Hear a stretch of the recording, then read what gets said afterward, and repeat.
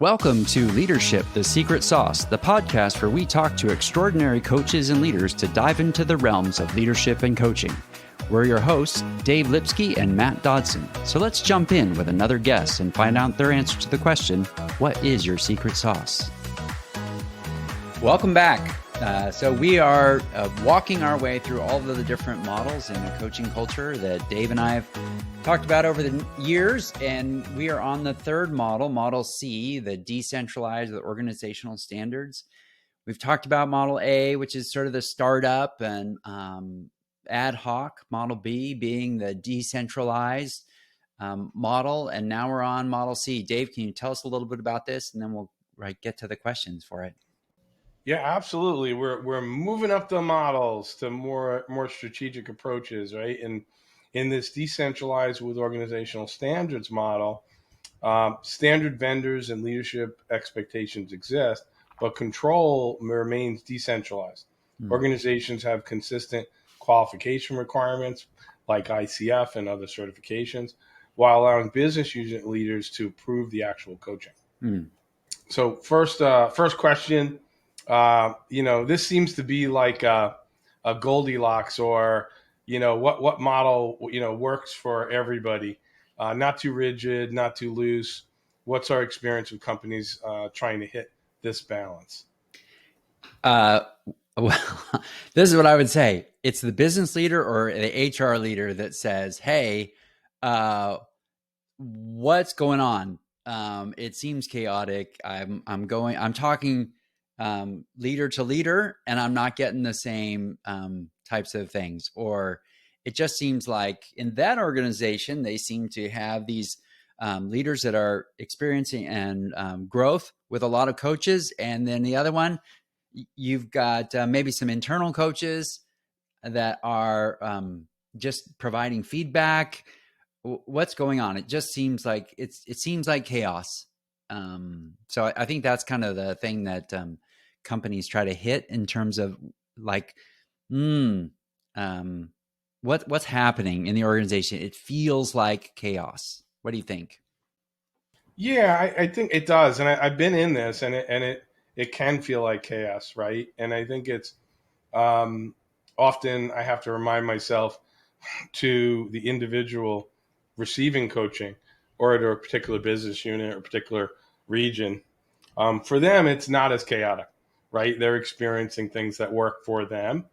So I start off taking a deep breath, and I try to ask the question, what's happening?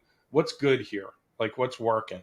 Yeah. And then the next question I kind of move to is, how might we leverage what's working, right? As opposed to my first gut reaction is, we have to stop this thing because it's not working across the organization. And that's never helped, like, when I've taken that approach. So, yeah.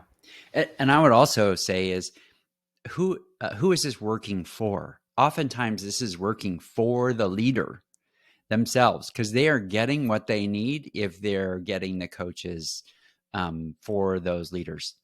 And if your main point is, hey, we want to help these leaders grow, expand their thinking, trust the coaches so that they can develop and get after what we're looking them to get after, then this works. And then I think it's up to HR and maybe the business leaders to kind of figure out, like, if there is some baseline good enough, or if there's something like that, then maybe on us as the support organization, here I am speaking as an HR person, it's up to us to kind of figure out what organizational standards could look like. So I think it's like, where's your focus? What do you think of that? Yeah, I think that's important. And we have to, we have to look within our own strategic container, right? Where we're saying, well, what are we trying to accomplish? We want leaders to experience coaching. We want them to become sponsors and advocates of coaching.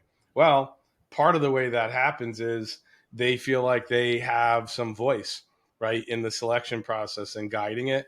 So I think we have to remember, as we have the ingredients for the cake, it's never really fully baked until people bring the ingredients that they want to be a part of that cake. Hmm. And I think that's sometimes when we forget that, we run into the challenges of having a fixed mindset around what we end up creating. Yeah. Even the organization responsible for coaching gets a fixed mindset every once in a while. I think Yep. that's, like we are not above uh, the fixed mindset of it. It has to be this way. Yeah. Yeah, and I think it's that's a also effect of the system we're in. Do we report up through people that count more things than do qualitative measurements, Hmm. right? And that's part of our role is we have to be able to say sell the learning and adjustment mode and the qualitative measures. And that's I haven't always been in an organization that's the primary focus. Tell me what you're going to do, how many, and then at the end of the year, you either did it or didn't. Yeah. Yeah. The counting, I think, is it's an important thing for, I think, for learning and development to to sort of grapple with. Um, Dave, you have a history of talking about like credentials or certification. What have you seen like has what's happened in in putting in organizational standards for certification? This is sort of a loaded topic because I mean I'm intentional. I'm saying certification, not accreditation. So Yeah, yeah, and I think I'd even go like if there are multiple levels of like what are your standards? Like what's good coaching, what's not, yeah, right? What is good a good process of coaching that has yielded results, efficacy, right? And what are the good competencies that go into good coaching, right? And I think in terms of accreditation, right, of standardization, of having some qualitative measures of that, it's really important, right? And I think like over time in the last 20 years, that has grown and it can be leveraged in a very positive way, right? Where we're following principles that help us create guidelines within our internal organizations so that we can hold up what is a best practice and that be pretty credible, right, across different organizations, across different countries. That's really helpful. I think we can over index where we go too far and we say, the little c coaching behavior has to follow a certain standard. And I don't think that's good, healthy for organizations either. yeah. Yeah, you mentioned this idea around credibility or like a certification, lending credibility. Uh, one time, a lady who used to be, well, she became an external coach at one point in time, and she said, "Now that certification may get me into the door, but once they experience coaching, that sort of standard, it really isn't. Now it's just like who knows me." And who has experienced my coaching. But I think for some, when we do an onboarding session, when we did an onboarding session yesterday, like a first um, meet and greet where we talked about ICF.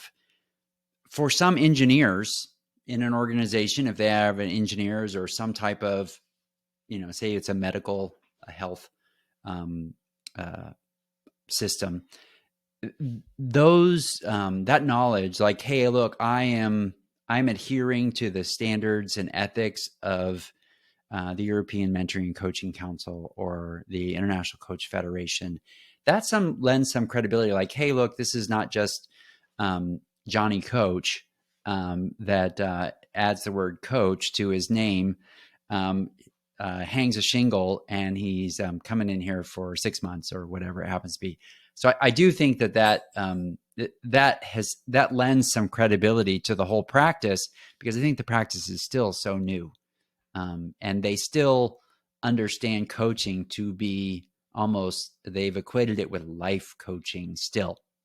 Yeah, I think it is like it connects back to some of the stuff we were talking about before of let's say some coaching goes bad, what's the PR that you have to do? And I think it's some of that is contained within the what is coaching and what it's not, right? And some of those definitions and our ability to talk about that, and how quickly that that definition can go rogue to what we originally intended, Yeah. right? As it Mhm. spreads across the organization. It's interesting, right? So like, I'm gonna go to like a different question. So like, how do you know what's the right level of standardization, Mm. right? Where is the level where it doesn't kill the innovation, but also you don't veer too far off purpose? Yeah. Well, I with an organization I was in, we said, we want everyone to have had or have been enrolled in a program that provided training and development up to ACC level. And if they went and received coaching from some organization, I had this specifically, someone in Africa had received some coach training, wanted to know if they could be an internal coach. I just said, can you send me the syllabus? And as the sort of the overview of the, for the organizational, for the enterprise of coaching, I looked at it and said, okay, if this is what you've received and you're on your path towards ACC certification, that's good enough. And then we'll try it out and see what a leader says. And if it's not for that means I have to go check with the leader that's receiving the coaching. And I've even had one conversation where someone says, "This is a horrible coach. How could we have this person?" And I was like, "Wait, hold on. It's very possible that this coach is just not the right one for you." And because every coach isn't good for every person. It has to be a match. And so I think that's kind of that's where we went to. Yeah, I think to your question around, what's the right level of standardization. Um, I do, the challenge I think we have is as you try to democratize, expand, right? It's tougher to manage. So, us having people meet certain standards that are not us checking with that particular client, checking on that particular coach, having to do the training ourselves, right? It expands your capacity to bring coaching into your organization, which I think that's an important one. And then to your point, it's not always those things that make for good chemistry, right? But it is often those things that somebody that can very quickly make a coaching relationship go south, which is somebody coming in wanting to share their own story more than the clients and giving advice, and right, those are the things that I often find, don't contribute to the coaching relationship. Yeah. One of the questions that we had and we wanted to talk about was, hey, what do we do with the beloved coach who doesn't meet the new standards? Um, and sometimes we can just encourage them to revisit their coaching certification or any type of education, encouraging them to continue their development as a coach.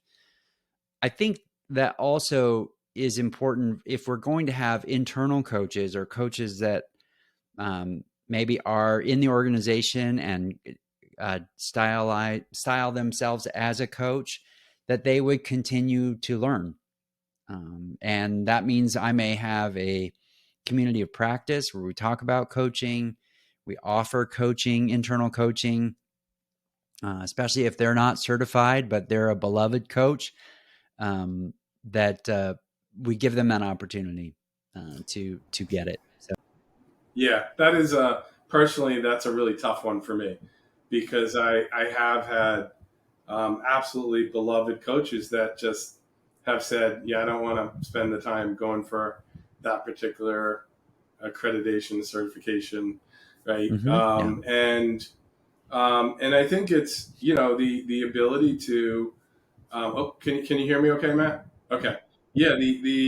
So it leads to some, you know, challenging things. And in that particular case, it's offering development, offering support, but also knowing that it's a coach's choice, right? And that's what we can do is offer it, but then also finding space for that coach in other areas, and other work that you. Dave, as you're talking, it reminds me that this is in our model C. This is when you really start to get a center of excellence, and where that person that's responsible for enterprise coaching now almost acts as a supervisor.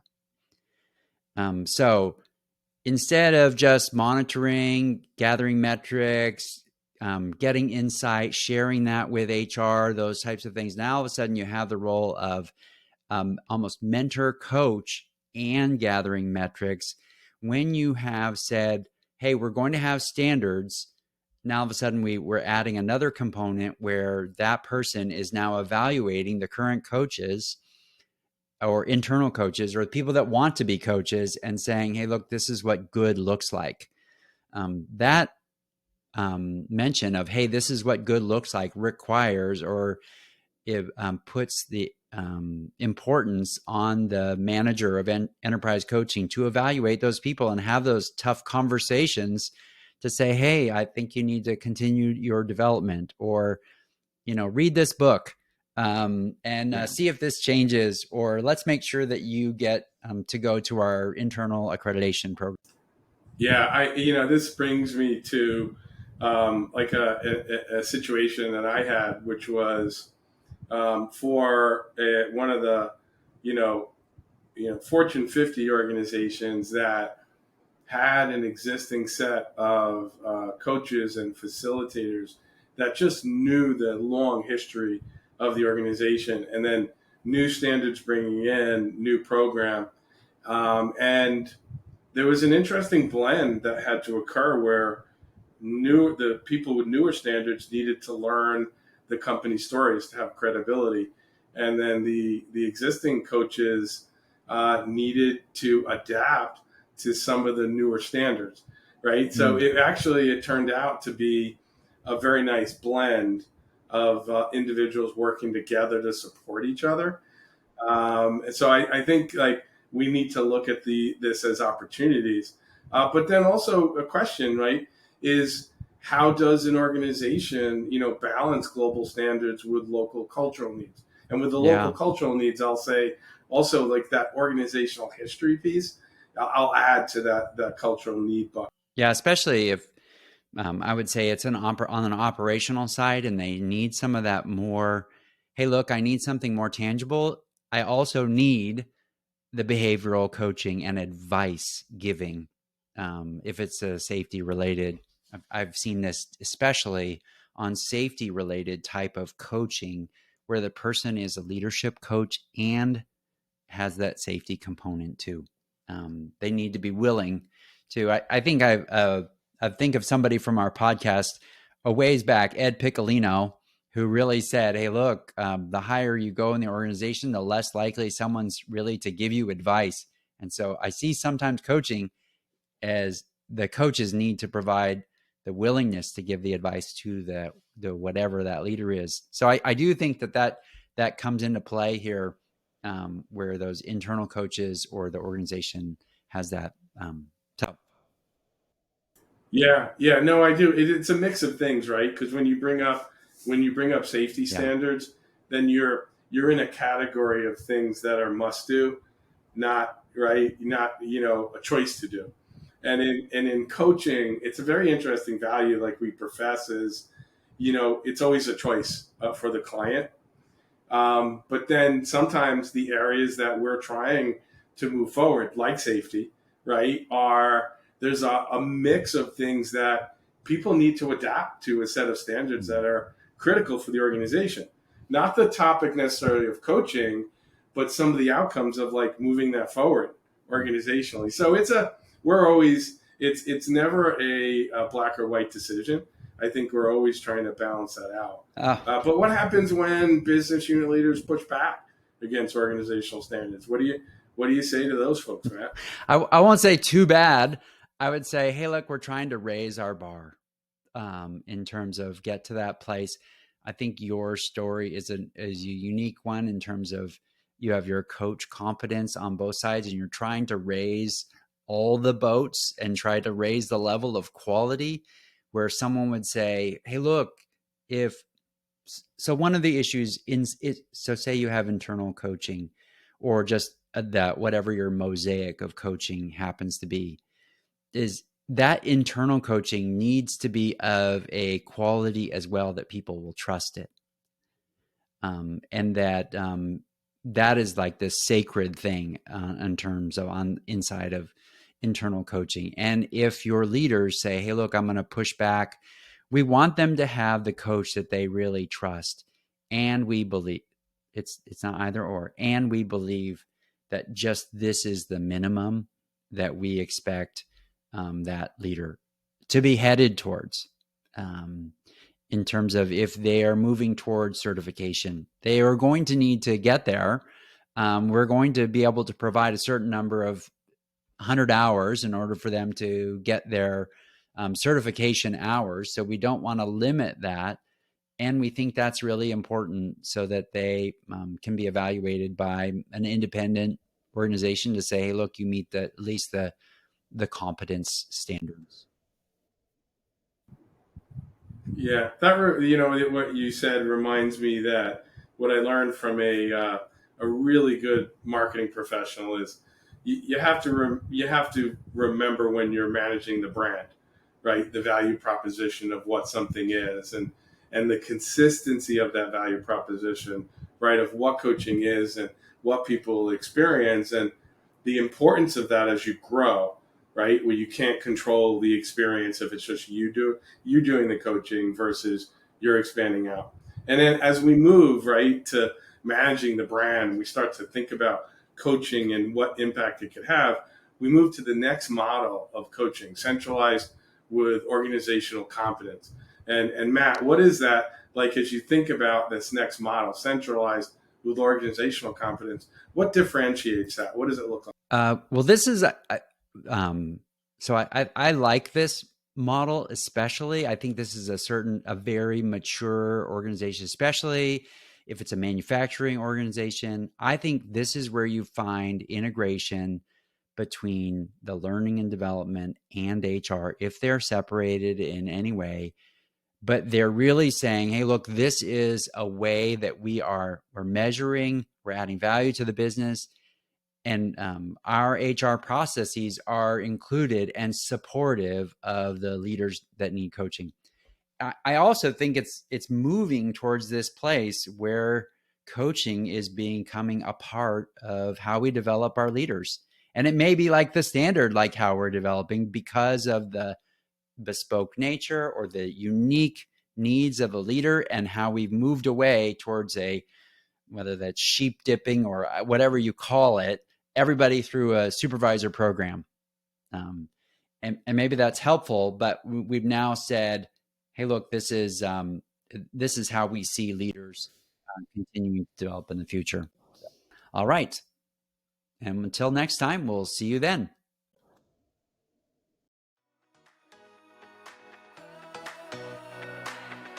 Thanks for listening. If you love this podcast, please share it with another coach or leader. Make sure you go to the show notes to get all the resources from today's episode.